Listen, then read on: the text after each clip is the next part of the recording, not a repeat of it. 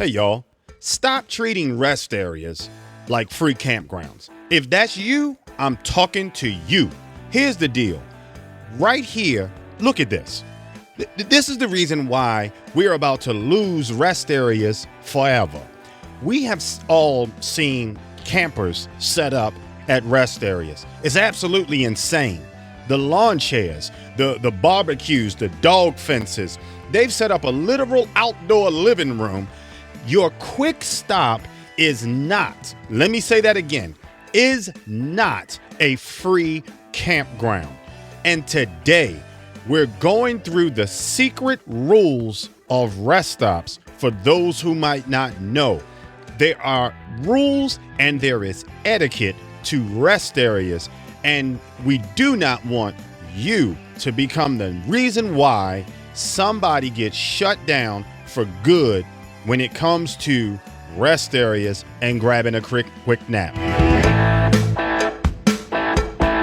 Listen, I've traveled thousands upon thousands of miles in this country, okay? And I have seen some crazy things. But this whole area of grabbing a quick free camp at a rest area is getting out of control.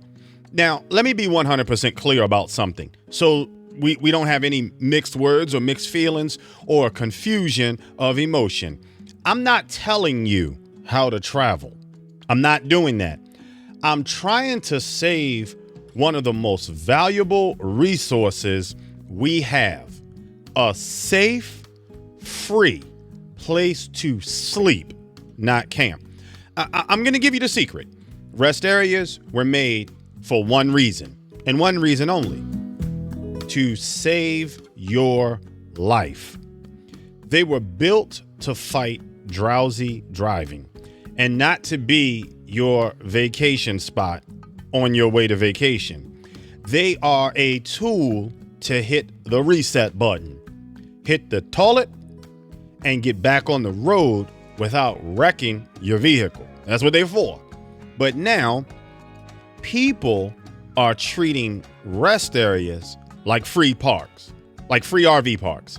And it's about to ruin it for everybody, because you have states that are now cracking down and throwing up no overnight parking signs because there are a few bad apples wrecking the system. Let me be clear. It's just a few, and it only takes one. So let's get to the rules that will keep you safe and these spots open for everybody. Okay? So rule number one, this is a pit stop, not a campsite. Understand that. This is the number one rule, the most important one on the list. And I started off with that because the second you start pulling out the gear that belongs in a campground, you have gone way too far. That means no awnings, no camp chairs, no tables, and please, for God's sake, don't break out your personal grill, okay?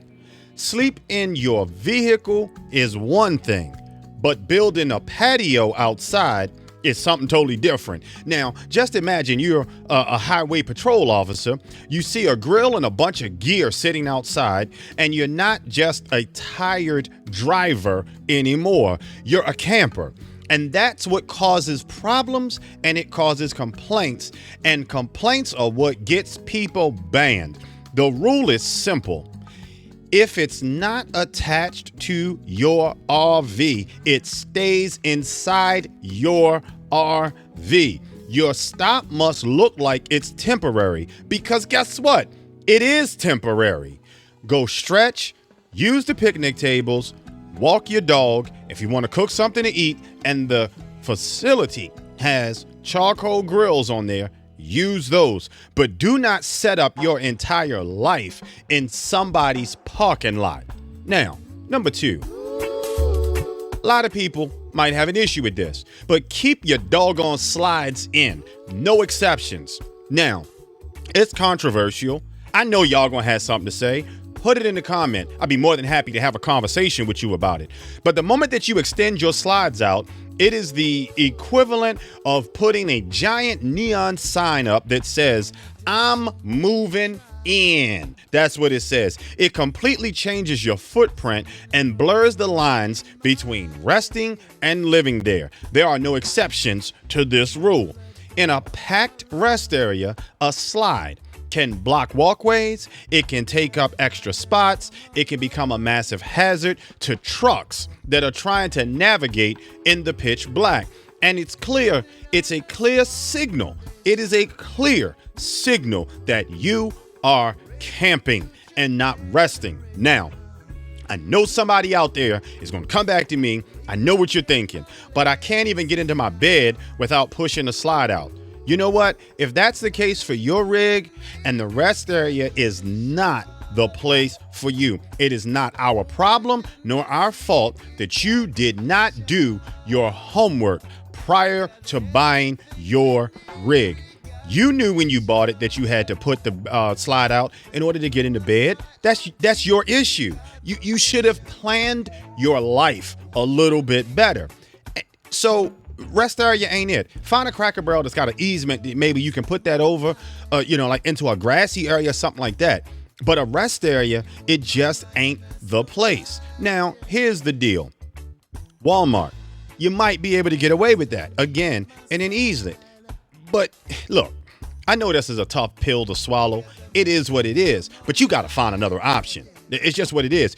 You can never extend a slide, not even a little bit, in an area like this because it's camping. The mission is to stay in travel mode, keeping your rig as small as possible as if it were on the highway, and putting your slides out to get into bed is not it.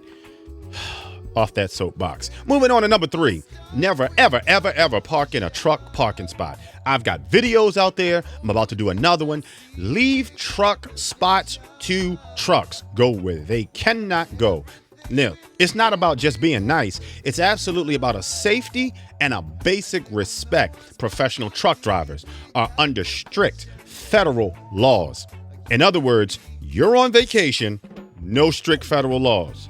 They are working under strict federal laws that force them to stop and rest. For them, that parking lot is not a luxury. It's a legal requirement. And when an RVer takes one of those trucks parking spots, you could be forcing that trucker to keep driving exhausted, putting every single person on the road in danger, up to and including you, Mr. RVer. Because guess what? I guarantee you, they drive that truck better than you drive your RV. The rest areas are a critical place of our country's supply chain. As RVers, we got other options. Again, Walmart, Cracker Barrel, a Harvest Host. Truckers don't have those options, okay? They just don't. They are on a brutal clock with almost no other choice. If there are RV designated spots, use them. If not, park on the car side or along the far edges and leave the big, easy pull-through spots for big rigs that are legally required to stop. Which now brings me to number 4. Know the time limit and crush it, okay? Look here, just because it's free doesn't mean it's a free for all right? These places have a hidden timer, and if you ignore it, you're gonna get that knock on your window. Now, most states that allow overnight stays have strict time limits, and they're all over the place. It's publicized. For example, California and Washington State give about 8 hours, but Illinois, the limit is 3 hours. And in some parts of Pennsylvania, it's just 2 hours, which is not even close to a full night's sleep. And then you have states like Colorado, Virginia, and the Carolinas, which have completely banned overnight parking at most of their rest areas. I won't say all, but most. So those time limits are there for a reason. It's to make sure that there is a consistent turnover for the next tired driver. Overstaying your welcome is the fastest way to get us kicked out. Before you pull in, do a quick search for the state's rules and always read the signs that are up and around. Get your rest and get back on the road. So if you think these tips are helping, do me a favor, smash that like button. It literally takes 1 second to help us keep these travel secrets coming. And if you want more insane travel advice like this, subscribe right now. You don't want to miss what's next. All right, so we're back here with rule number 5, be a ghost. When you stay at a rest area, the challenge is to be completely invisible. You want to be so quiet, so low-key that when the sun comes up, nobody even knows you were there. First, noise. This is not the time to fire up your super loud generator and let it run all night long. The sound, travels. It travels, okay? If you don't have what I would consider a national park decibel level generator, then don't use it. Okay, it's unbelievably rude. Okay, to have your generator cranking while somebody is trying to sleep. You got the option to use batteries, solar, whisper quiet generator, or inverter generator. That is, that little box under the coach. Keep the TV volume down and save your loud arguments with your boo for later. Next thing, your lights. Look, I shouldn't have to say this, but I am. You got to be a good neighbor and kill your doggone exterior lights.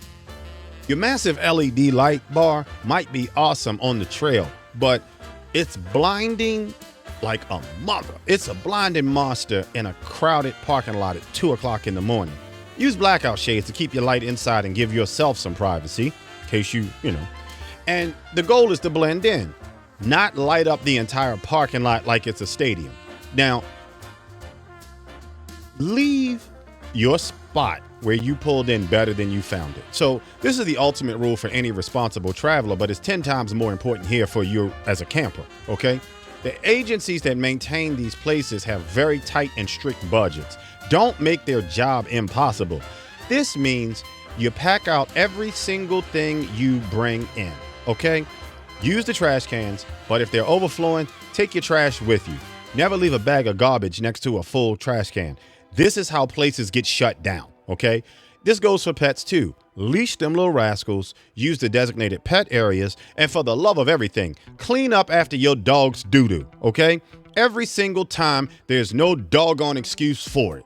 And the biggest one of all, don't you ever dump your tanks. You understand? Don't you ever dump your gray or your black tanks anywhere other than a designated RV dump station. Some rest areas have them, okay, which is an incredible win.